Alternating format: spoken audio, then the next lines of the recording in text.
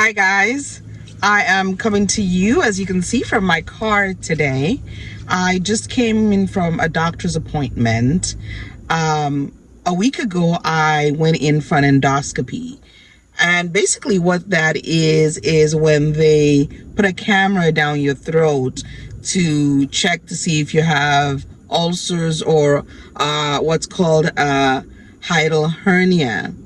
It was pretty routine. I went to the hospital, I got admitted, changed into the hospital gown. The nurse came in and took my vitals, prepped me for IV.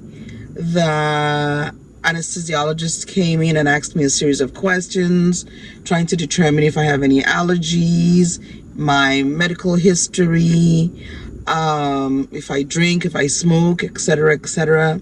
And then my doctor also came in to check on me, just to reassure me that it's a quick procedure and I should be in and out probably in 30 minutes as far as the endoscopy itself. When I got done with the endoscopy, then I went into the recovery room, and I was probably in there for about 15, 20, maybe 30 minutes as I came out of anesthesia. They gave me instructions not to, make any decisions, don't sign any contracts. And my husband was there to drive me home. And then I was instructed to go back to see my doctor in a week to get a report on the endoscopy. So I went in to see my doctor today. Now, he did tell me that I do have ulcers in my throat. He also told me that I do have a hiatal hernia, which basically means that a part of my stomach is coming up through my diaphragm, and that is usually a cause of really bad acid reflux, which I have really been struggling with for quite a while. We went ahead and set the date for my surgery, and they're just waiting authorization from my insurance company because I will need to stay the night at the hospital. And then, of course, he gave me some instructions as far as starting my liquid diet 2 weeks before my surgery date. And that's pretty much it. I'm nervous, excited. We're just waiting for that authorization. Hey guys, here I am getting ready to go in for my ECG. I can't pronounce the proper word for it, but basically it's where they go in with a camera through my throat and they check my stomach to make sure that everything is okay. Check to see if I have a hernia.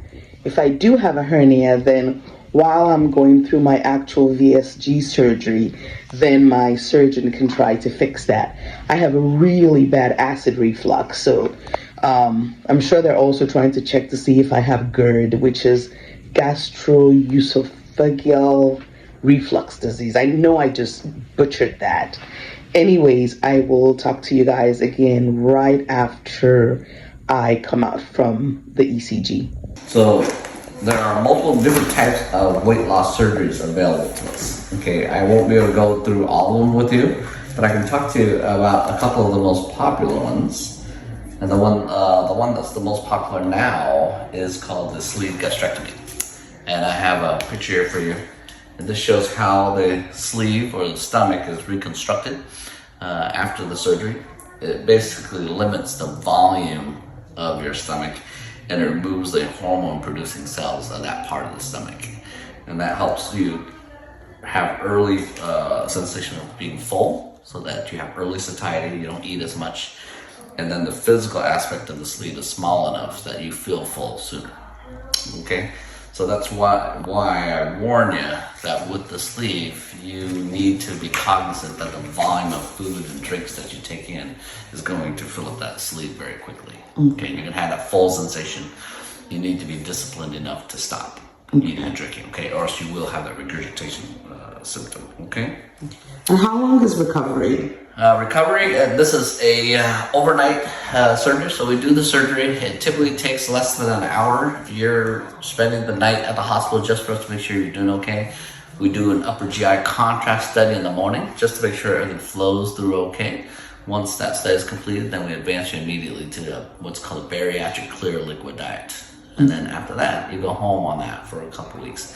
And then we have instructions for you to follow to slowly advance your diet over the course of the next 6 weeks.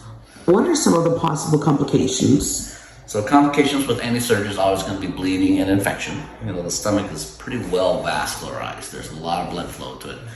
And so we take a lot of care during the surgery to make sure that there's no bleeding. And then the other complication could be a leakage. That's probably the most devastating complication. Extremely rare complication though. The way we construct it, we try to ensure that that doesn't happen. And that's one of the reasons why we do an upper GI study. And to this date, none of my patients have had any leakage that's seen on the upper GI study right after surgery. So. And how long does a procedure normally take? It takes less than an hour. Okay. Well, thank you very much for your time, doctor. Yeah, you're very welcome. And I will keep you guys updated on the day I go to the surgery and subsequently. Hope this information was helpful. If you like this video, please go ahead and hit the like button, hit the subscribe button, and hit the notification bell so YouTube can let you know when next I upload a video. See you in the next video. Au revoir.